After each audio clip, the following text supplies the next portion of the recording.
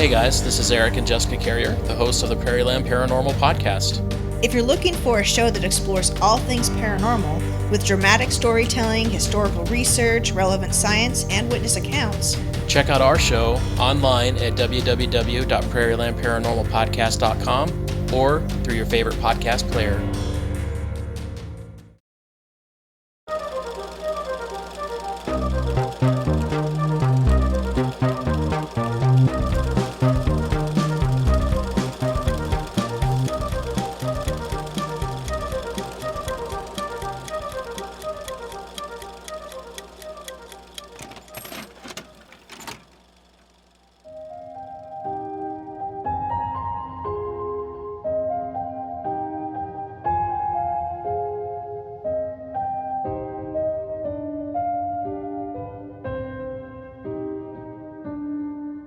Hello my friends, and welcome to a special holiday episode of Strange Origins. If you're new, then welcome. My name is Paige, and each week I deep dive into the history of something weird that you've probably pondered the history of. Seeing as it's the holidays, I took to social media and found that people wanted to learn about the history of a monster that has deep roots in Europe, and that monster is known as Krampus. My first experience learning about who Krampus was seeing the film that came out a few years ago with Toni Collette and Adam Scott.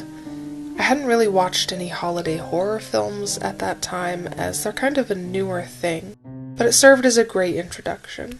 For those of you that celebrate Christmas, you know that the promise of presents, a decorated tree, some stockings filled with toys, and chocolate-covered treats are just a few of the staples of the holiday. Others may celebrate the birth of Christ, given that it is technically Christ's Mass. But even if you celebrate another holiday or are non-denominational, it seems no one can avoid the sight of Santa Claus for long. And as it is with a lot of stories, people began exploring the darker mythology behind the idea. Essentially, Krampus is the antithesis, or direct opposite, of Santa Claus. And to more fully explain his existence, I think that I need to delve into the history of the jolly old man, to better explain the different aspects of Krampus. Going back a little less than 2,000 years ago, we can trace the history of Santa Claus to one of the most celebrated saints of all time, Saint Nicholas. Living in 280 AD in what is now Turkey, Saint Nicholas was a monk whose parents had passed away from the plague when he was young. He was greatly admired for his selflessness, giving away all of his inherited wealth and belongings, and traveling the countryside in order to help the sick and the poor, living a fairly Christ-like life. One of the more famous stories concerning St. Nicholas involves him rescuing 3 young girls from being sold into slavery by providing them with a dowry that allowed them to marry into respectable families. Through time, St. Nicholas became the saint of sailors, after passing through a storm on a trip to Jerusalem on a pilgrimage. After having a dream that warned him of danger ahead, Nicholas told the sailors that they would soon hit rough weather, but that all would be okay in the end. When attempting to tighten some ropes, one of the sailors fell and was thought by all to be dead. Nicholas prayed for the storm to stop, and after the weather calmed, he prayed over the man, who miraculously was revived, quote, as if he had only been asleep. After finishing his pilgrimage, walking to the places Christ had walked, Nicholas came across a group of bishops who told him that they were informed by God that the next person to walk through the gate of their church, named Nicholas, was to be the next bishop, replacing the Bishop of Myra, who had recently passed on. This made him one of the youngest bishops elected. Later on, he helped his people through many tribulations, such as famine. When crops in his land began to fail, he was said to travel through his dreams, communicating with a grain merchant in far-off Italy who was asleep and readying to transport a ship full of grain to Egypt the next day. In his dream, he offered the merchant 3 gold coins in exchange for the food to save his people. The merchant agreed in his dream, and upon waking up, found 3 gold coins in his hand. Though he did strive for a peaceful life, he wasn't always perfect. Once during an ecumenical council, which was a forum where Christian denominations could discuss the differences in what they deemed doctrine, he became so enraged by the words of another man who argued that Jesus was inferior to God that he stood up in front of everyone and slapped him across the face. After being sent to jail and chained up, he told of communication with Jesus and the Mother Mary. When Jesus asked why he was in chains, he replied, quote, "Because of my love for you." He was found by the guards the next morning, free from his chains and in his bishop's clothing, reading scriptures. When St. Nicholas died in 347, he was buried in a tomb and his belongings were seen as holy relics. Visitors to his gravesite began noticing that the area smelled strangely sweet, and the area where he was stored seemed to leak a strange substance. Those who touched the liquid reported that certain ailments were cured. People soon began to flock to the grave to be cured by use of what is called the manna of St. Nicholas. After his remains were transported to another location by sailors, his new casket, which was then made of marble, also began to sweat the strange. In the 1950s, Nicholas's remains were seen again by an anatomy professor who noted that his bones had been laid on a linen sheet and that the manna was somehow pooled under the bones. For hundreds of years now, the manna has been collected and stored in special bottles every year on May 9th. Today, St. Nicholas is celebrated on December 6th. This became known as a lucky day to get married or make a large purchase in Eastern countries. Even when saints began to be less celebrated, St. Nicholas was revered by all, especially by those in Holland. There he was called Santa Claus, a shortened version of the Dutch way to say St. Nicholas. This love of him transported all the way to the Americas in the late 1700s, when Dutch families gathered to remember the death of who they called Sinterklaas. Washington Irving, the famous writer, even went so far as to refer to Nicholas as the patron saint of New York in his book about the history of the city. At that point, he dressed a little different than he does today, sporting a blue hat with 3 corners, a red waistcoat, and yellow stockings. Christmas transformed into a commercial event in the 1800s, when stores began advertising for special sales, seeing an uptick in purchases for children around that time. In the 1840s, thousands of children flocked to a store in Philadelphia for the chance to see a life-size Santa Claus model, and by the 1890s, the Salvation Army began using Santa costumes to attract donations to pay for the free meals they provided every year to those in need. One of the more influential things to happen to the image of Santa Claus was the publication of the poem "'Twas the Night Before Christmas," written in 1822 by Clement Moore, an Episcopal minister.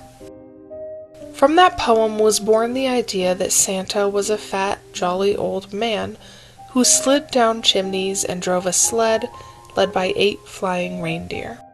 When the Civil War came along in the 1860s, Santa was even used in political cartoons. Cartoonist Thomas Nast, who is famous for attributing the American imagery of the donkey for the Democratic Party and the elephant for the Republican Party, based his famous drawing of Santa on himself, with his beard and rotund figure. A supporter of civil rights and the abolitionist movement that sought to end slavery during the Civil War, Nast used Santa in at least one political cartoon that he drew seeking to provide more support to soldiers' families at the time. This illustration depicted a Santa with arms full of toys for children and also carried an army backpack, a dress sword, and a belt buckle. Slowly he began to transform into the Santa we now know, with a red and white fur-trimmed suit that helped to keep him warm in his sleigh at night. Today's Santa is a staple of the holidays. They seem to be everywhere, from television to malls to the Macy's Thanksgiving Day Parade. He encourages selflessness, kind behavior in children, and pretty much good feelings all around, much like his predecessor, St. Nicholas. Krampus, on the other hand, is the story parents tell children as a cautionary tale. Modern American tradition typically only states that bad behavior will be rewarded by a lump of coal as an alternative to toys or food. The name Krampus is derived from the German word for claw, and he is most known for threatening children with beatings by branches or sticks.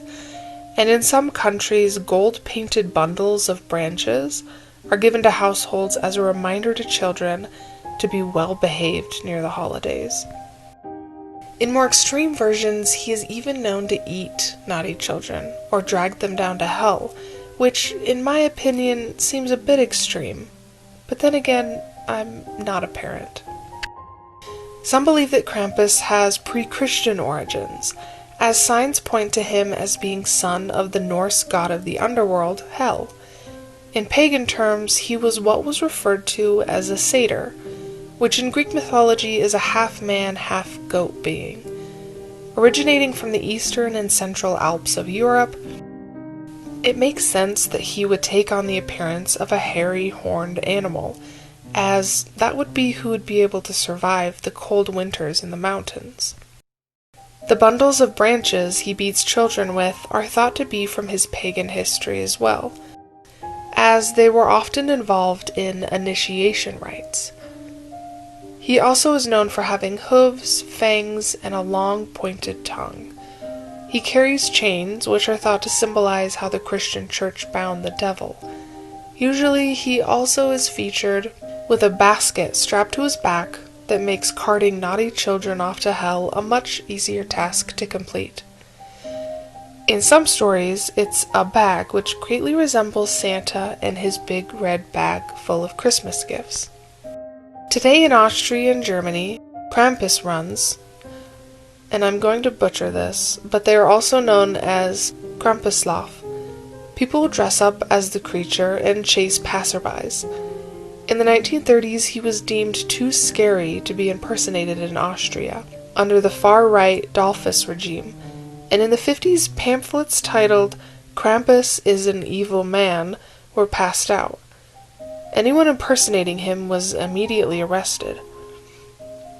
The ban didn't last long, though, and celebrations on December 5th, called Krampusnacht, and which is the eve of St. Nicholas's Day, soon resumed, with people dressing up in more and more elaborate costumes, often involving wood masks that required months of work to carve out. By the 2000s, Krampus made his way to the United States, where, much like the Grinch, he was celebrated for his dislike of good tidings and cheer. While celebrations for the creature have existed for quite a long time in European countries, those traditions have traveled across the ocean, and several Krampus festivals take place in cities like Bloomington, Indiana. There, visitors are encouraged to wear stickers that either deem them as naughty or nice. The naughty ones are subject to harassment and lashings from Krampus impersonators, while those deemed nice are left alone and given candy. While many paint Krampus as an enemy of Santa Claus, often in war with him, it's more truthful to the history of the pair that they work in tandem. Santa Claus rewards good children while Krampus is busy doling out punishments to those who have misbehaved. In a way, he allows Santa to be the good guy he is, since there have been and always will be those naughty children that just don't learn. Thank you so much for joining me this episode. I hope that you have a happy end of the year, no matter where you are or what your beliefs are, and that 2021 will be just a little more joyous than this year was. As always, everyone, don't forget to keep it strange.